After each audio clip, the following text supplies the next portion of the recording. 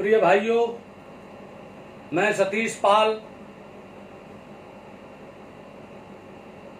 प्रतिदिन की भांति जैसा मैं रोज बोलता हूं, किसी दिन तो प्रतिदिन कहता हूं, किसी दिन रोज कहता हूं, और अंग्रेजी में कहूं तो डेली हो जाए। रोज उर्दू है, प्रतिदिन हिंदी है, डेली अंग्रेजी है। मैं आपकी सेवा में हाजिर हो जाता हूं, क्योंकि आप लोग जो इसको देखते हो उसकी जो संख्या आती है, कमेंट की, लाइक की, व्यूज की, देखने वालों की, तो हजारों में होती है। कभी कभी तो कोई 40-40, 50-50 हजार चला जाता है, कभी 10,000 जैसा नेट चलता है। तो ये लगता है कि आपके बीच में जब मैंने पूरा जीवन दे दिया है, पूरे जीवन से मैं मेहनत करता हूं, समाज में काम किया है, तो आपके बीच अपने अनुभव को ताजा करूं। और अनुभव ही सिर्फ न करूं, सिर्फ आपके बीच बोलूं ही नहीं, क्योंकि लोहिया जी ने कहा है नेता के अंदर 4 गुण होने चाहिए कि वो बोले और डोले और लंगोटी का सच्चा हो, बाजार का अच्छा हो। यह बात हमको स्वर्गीय जसवंत सिंह जी, हमारे लहरापुर के थे, प्रधान रहे, ब्लॉक प्रमुख रहे, अच्छे नेता थे। उन्होंने एक बार मुझे ये बात बताई थी, मैंने उसको गांठ में बांध लिया। सिर्फ भाषण देने वाला नेता कभी अच्छा नहीं हो सकता जब तक वो जनता के बीच में नहीं जाएगा। और लंगोटी का सच्चा होना चाहिए, चरित्रहीन नहीं होना चाहिए, और बाजार का सच्चा होना चाहिए। बाजार में कभी उधार नहीं होना चाहिए, कभी किसी के पैसे नहीं लेना चाहिए। दोस्तों, मैंने पूरे जीवन कभी किसी से 1 लीटर डीजल नहीं दिलवाया। जिसके काम से गए, अगर एसपी के यहां गए तो उस आदमी से कभी भी मैंने चाय नहीं पी उसकी। मुझे याद है कि जब मैं कानपुर देहात के एसपी के यहां जाता था, और हर वक्त मैं अपना टिफिन लेकर के साथ में जाता था। मेरी पत्नी टिफिन, बड़ी वाली पत्नी मेरी टिफिन बांध देती थी, गाड़ी में रख देती थी, और उसको मैं, बगल में एलआईयू का दफ्तर होता था, यही कानपुर देहात में, कानपुर शहर में कानपुर देहात का था, तब जाता था। आजकल जाने का वो नहीं है। व्यक्ति जब व्यक्ति अच्छे काम करता है तो वो निरंतर ऊपर चला जाता है, निरंतर बढ़ता चला जाता है। जब मैं छोटा था तो गांव में नालियां साफ करता था, जब बरसात के दिन आते थे, श्रमदान कराता था, विधवा पेंशन बंधवाता था, विकलांग पेंशन दिलवाता था, विकलांगों के लिए इक्विपमेंट के लिए, उनको बैसाखी दिलवाने के लिए उनके शिविर लगवाता था निःशुल्क। तो मेरी पॉपुलैरिटी बढ़ी। एक बार दोस्तों, मैं छोटा था, मैं ब्लॉक की एक मीटिंग में गया, तो वहां पर एक जो मीटिंग हो रही थी, तो मेरे दरवाजे पर एक कुआं था। कुआं में बड़ी बड़ी ईंटा, इतनी बड़ी ईंटा लगी थी, 1.5 फीट की। मैं जो हाथ दिखा रहा हूं सही बता रहा हूं। और एक बड़ा सा खोखा हो गया था। जब मैं वहां पहुंचा तो उसकी अध्यक्षता कर रहे थे स्वर्गीय राम स्वरूप यादव। वो कनिष्ठ प्रमुख थे, ब्लॉक प्रमुख, ज्येष्ठ ब्लॉक प्रमुख, कनिष्ठ ब्लॉक प्रमुख 3 होते थे। तो कल्याण समिति, जो पैसा मंजूर करते थे छोटे मोटे, उसका अध्यक्ष कनिष्ठ ब्लॉक प्रमुख होता था। तो मैंने वहां अपनी बात रखी। वहीं पर स्वर्गीय जगदीश अवस्थी जी थे, कांग्रेस के नेता थे, बड़े नेता थे, वो भी बैठे थे। मैंने उनके सामने बात रखी कि मेरे यहाँ ऐसा है। तो मेरे गांव का जो प्रधान था लोधी बिरादरी का, वो उठ करके भाग खड़ा हुआ। लेकिन इसके बाद भी 500 रुपया उस कुआं के लिए मंजूर कर दिए गए। जब रास्ते में मैं जा रहा था, उसके पहले की एक बात बताना चाहता हूं कि BOPRD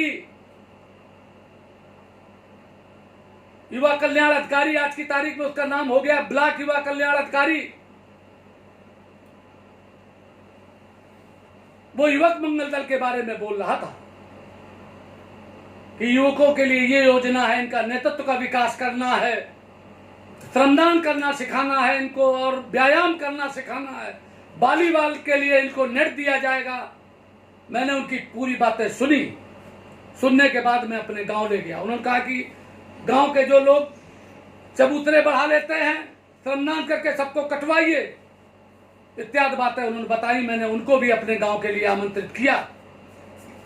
रास्ते में जब जा रहा था तो स्वर्गीय जगदीश अवस्थी जी ने मेरा हाथ पकड़ा और मेरी कलाई को पकड़ने के बाद ये कहा कि लड़के की कलाई मोटी है, हड्डी मोटी है, ये आगे चल करके बड़ा लंबा होगा और बहुत अच्छा नेता भी बनेगा। दोस्तों, हम वो सन 88 में दोनों निर्विरोध प्रधान रहे, जिला कांग्रेस कमेटी के जनरल सेक्रेटरी रहे। बाद में वो जगदीश अवस्थी जी, उनको बैराग हो गया और बहुत जगह वो वृंदावन भी मेरे साथ जाते थे और मुझको वहां ले जाते थे, बरसाना ले जाते थे और तमाम जगह जाते थे। और जब मेरी दूसरी शादी हुई, बच्चे के वजह से हुई थी, मेरी पहली पत्नी ने दूसरी शादी कराई थी, तो जब तक लौट करके बारात नहीं आ गई, दिन भर वो जप करते रहे हमारे मकान पर। दोस्तों, मैं इस बात को कहकर के आपको ये बताना चाहता हूं कि आपको ये बात देखनी पड़ेगी कि आपका दोस्त कौन है, दुश्मन कौन है। अगर चंद्रगुप्त मौर्य को चाणक्य न मिल गया होता तो भारत का चक्रवर्ती सम्राट वो नहीं बनता। और चाणक्य ब्राह्मण था, चंद्रगुप्त मौर्य गडरिया था, भेड़ बकरियां चरा रहा था। उसके मामा ने उसको 5000 रुपए में बेचा था, उसके बाद भी उसने बना करके और उसको राजा बनाया। एक किस्सा मुझे याद आ गया। जब मैं सिगरेट पीता था तो एक पंडित जी थे, वकील अवस्थी जी, उन्होंने मुझसे कहा कि सतीश जी आप सिगरेट पीते हैं? तो उन्हीं के बगल में पूर्व विधायक हमारे क्षेत्र के थे रामपाल सिंह यादव, जिनके लिए मैंने बड़े वोट मांगे थे। गांव भर में गडरिया सब घूमते थे, क्योंकि बैकवर्डवाद के नाम पर तो वोट तुम्हारा कहां पड़ेगा, झोपड़ी वाले खाने में, बरगद वाले खाने में। दो तो मुझे याद है, और गांव भर में चक्कर लगाते थे। तो वो बोले अवस्थी जी से, रामपाल सिंह जी यादव, अरे क्यों भाई, अभी तो ये लड़का है, इसको सिगरेट पीने दो। उसी दिन मैं समझ गया कि यादव जी हमको बिगाड़ना चाहते हैं और अवस्थी जी हमको बनाना चाहते हैं। दोस्तों, आप भी आज अपने प्रिय, आपका शुभचिंतक कौन है? मैंने कभी नहीं सोचा था कि मैं कभी बीजेपी में जाऊंगा। बीजेपी को मैं बड़े आदमियों की पार्टी समझता था, लेकिन जैसे ही पंचायत का आरक्षण हुआ, मुझे अपनी रणनीति बदलनी पड़ी। क्योंकि पंचायत के चुनाव में जब बैकवर्ड सीट होगी, चाहे प्रधानी की हो, चाहे BDC की हो, चाहे जिला पंचायत की हो, तो आपको या तो सवर्ण का वोट लेना है या आपको नीचे का वोट लेना है, शेड्यूल कास्ट का वोट लेना है। तो मैंने उस समय पर यह हिसाब लगाया, क्योंकि मैं पहले बसपा में था, मेरी बसपा में वो हुई, क्योंकि मायावती तो तानाशाह, कान की कच्ची, मानसिक रूप से मैं उनके बारे में कहना नहीं चाहता। मैं पहले से जानता था कि मायावती एक दिन ऐसा डिसीजन करेगी कि सारा का सारा ये जितना भी मिशन है, ये अपने ही फौज को रौंद देगी। खैर, मैं बीजेपी में गया और मेरी बात सही निकली। मैंने उनसे तय किया था कि मंडल कमीशन में के आरक्षण में आप विभाजन करेंगे। राजनाथ सिंह ने हाँ की, वो प्रदेश अध्यक्ष थे, और जब मुख्यमंत्री बने तो उसको उन्होंने पूरा किया, लेकिन कुछ गलतियां हुई हैं। मैंने आपको किताब दिखाई थी, सामाजिक न्याय समिति की रिपोर्ट है, उसमें हर जात की जनसंख्या है। सबसे ज्यादा जनसंख्या उत्तर प्रदेश में यादवों की है, दूसरे नंबर पर कुर्मियों की है, तीसरे नंबर पर लोधियों की है, चौथे नंबर पर गडरियों की है। यादवों की जनसंख्या 19.40% है, कुर्मियों की जनसंख्या 7.4% है, लोधियों की जनसंख्या 4.90 है और गडरियों की संख्या 4.43% है। तो इस प्रदेश के हम चौथे नंबर की सबसे बड़ी कौम और आज हम सबसे पीछे हैं। इसके पीछे हमें आपको समझना पड़ेगा कि गलती किसकी है। दोस्तों, जब असफल हो तो गलती स्वयं की होती है और जब सफल हो जाओ तो सामने वाले को उसका श्रेय देना चाहिए। इसलिए हम एक रणनीति बनाना चाहते हैं कि आप लोग अट पिछड़े की लड़ाई लड़ने के लिए बिहार में नीतीश कुमार जी जो कुर्मी मुख्यमंत्री हैं, उन्होंने 2 चुनाव पहले एक बार अट पिछड़े को पंचायत के चुनाव में उन्होंने रिजर्वेशन कर दिया, उसी से उनकी गाड़ी पार हो गई थी। उत्तर प्रदेश के मुख्यमंत्री, देश के प्रधानमंत्री अट पिछड़े का आरक्षण अलग करना चाहते हैं, लेकिन ये ताकतवर जातियां, यादव, ये कुर्मी, ये जाट, ये अपना दबाव बनाते हैं और ये बेईमानी कर रहे हैं। मैं इनसे पूछना चाहता हूं कि जब मंडल कमीशन का आरक्षण नहीं था 91 के पहले, तो तुम सवर्ण के मुकाबले कितने IPS IAS बनते थे? बिल्कुल नहीं बनते थे। लेकिन जब से 27% का आरक्षण हो गया, तब से ये बनने लगे हैं और 91 के बाद 91, 9, 2000 और 20, 9, 29 साल हो गए हैं। ये जवान होने के बाद मंडल कमीशन आज इसमें भर्ती हुए लोग आज DGP के लाइन तक चले गए हैं, IAS कमिश्नर भी हो गए हैं, PCS होने के बाद IAS हो गए हैं।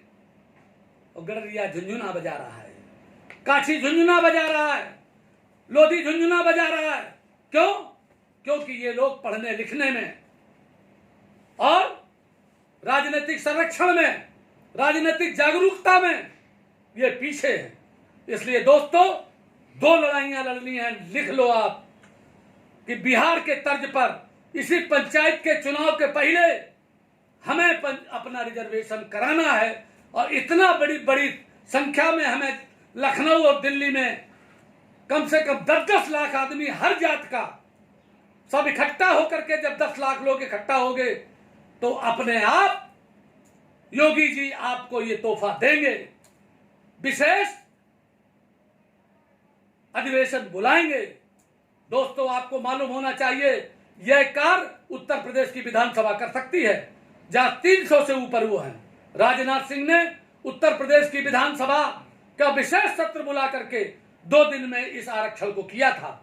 लेकिन उस समय जिन लोगों ने इसका रिकमेंडेशन की, हुकुम सिंह उसके अध्यक्ष थे, रमापत शास्त्री उसके उपाध्यक्ष थे, जो कोरी बिरादरी से, हुकुम सिंह गुजर बिरादरी से और दयाराम पाल गडरिया बिरादरी से 3 सदस्यीय समिति थी। लेकिन दोस्तों, उसका बंटवारा बहुत गलत हुआ और हम आपको दिखा देंगे, कल दिखाएंगे कि 19.40% वालों को 5% दिया और 8 जातियों का एक ग्रुप बनाया, जिसमें गुजर, लोधी, कुर्मी, कंबोज, सुनार, जाट, इन जातियों की 8 जातियों की जनसंख्या मिलाकर के 18.91% हुई और उनको 9% दे दिया, माने उनको 50% दे दिया। और 70 जातियां बची, जो उस समय 79 जातियां थी, उसमें 9 जातियों को 14% दे दिया, माने आधा दे दिया। क्योंकि 27% जो आरक्षण था उसमें 1% आरक्षण उन्होंने ST से निकाल लिया, कुल 50% होना चाहिए था। तो 28% में 14% 70 जातियों को दिया और 70 जातियों की जनसंख्या 62% हुई। दोस्तों, ये बताइए कि ये न्याय समिति थी, सामाजिक न्याय समिति थी कि अन्याय समिति थी? मैं पूछना चाहता हूं, जो गडरिया बिरादरी से उसमें मेंबर था वो क्या करता रहा? मैं पूछना चाहता हूं, आप दुनिया में नहीं है हुकुम सिंह जी। मैंने उनसे पूछा था कि आपने क्या किया, आपने क्यों बेईमानी की? मुझे ये मंजूर नहीं है। मैंने इसकी लड़ाई जरूर लड़ी। अब मैं माननीय योगी जी से मांग करता हूं, अगर हमारी बात उन तक पहुंच जाए कि हम सब, अब मुझे न चाहिए कोई चीज, चाह नहीं सुरबाला की कि मैं गजरों में गूथा जाऊं। मुझे न्याय चाहिए, क्योंकि आने वाली पीढ़ी हमसे सवाल करेगी कि मेरे बीच में जो सतीश पाल जैसा नेता पैदा हुआ उसने हमको न्याय नहीं दिला पाया। मैं जानता हूं कि राजभर जी, ओम प्रकाश राजभर जी ने लड़ाई लड़ी है, और वो लड़ाई बिल्कुल उनको ये था कि हम ही नेता बने। मैं सतीश पाल नेता नहीं बनना चाहता। मैं संपूर्ण अति पिछड़ों की तरफ से, और मैं पिछड़ों के भी, यादव समाज से, कुर्मी समाज से, अन्य समाज से भी कहना चाहता हूं दोस्तों कि तुम पे क्यों बेईमानी छाई। जब तुम सवर्णों से नहीं जीत पा रहे थे, हमने तुम्हारा साथ दिया, और आज जब हमें न्याय चाहिए, तुम हमारा साथ दो। और मैं ओम प्रकाश राजभर को भी कहना चाहता हूं कि आप लड़ाई में आगे आओ और योगी जी से मांग करो। आप उस चक्कर में ना पड़ो कि तुम्हारे थाने में कोई ठाकुर आ गया है, जिले में कोई ठाकुर आ गया है। अरे ये सब चलता रहता। बड़ी लड़ाई के लिए छोटे का त्याग करना पड़ता है। मुझे नहीं चाहिए, मैं सबके नेतृत्व में काम करना चाहता हूं। दोस्तों, बस आप लोग लड़ाई की तैयारी करो। मैं जन जागरण यात्रा निकालूंगा, पूरे उत्तर प्रदेश के जिले जिले जाऊंगा, गांव गांव जाऊंगा, और एक तूफान खड़ा करूंगा, एक आंधी खड़ी करूंगा, और ये लेकर के रहूंगा। पंचायत के चुनाव में आरक्षण लूंगा। 75 में से 20 जिलों में जिला पंचायत अध्यक्ष हैं, और सब में यादव हैं ज्यादातर। देख लीजिए आप, जनरल सीट पर भी हैं। अरे तो इनको तो निकल करके अब जनरल कैटेगरी में चला जाना चाहिए। आज आप सबसे ज्यादा आप जगहों पर पहुंच गए हैं, थानों में, पुलिस में, तो आप 60% से ज्यादा हैं, और घोर अन्याय करते हैं कुछ लोग। मैं चाहता हूं इसी वजह से तुम सत्ता से हटे हो। ये अन्याय बंद करो। ये भारतवर्ष है जहां सदियों से न रावण रहा, न कंस रहा, न कौरव रहे। संत सताए से मिटे द्रव्य धर्म और वंश, ना मानो तो देख लो रावण कौरव कंस। दोस्तों, क्रिया विदिज्ञम व्यक्तेश उक्तम उत्साह संवर्धम। उत्साह पूर्वक जब कोई कार्य किया जाता है और क्रिया संपन्नम, क्रिया में संपन्न हो, क्रिया को जानने वाला हो। सतीश पाल 7 चक्रव्यूह के द्वार तोड़ना जानते हैं।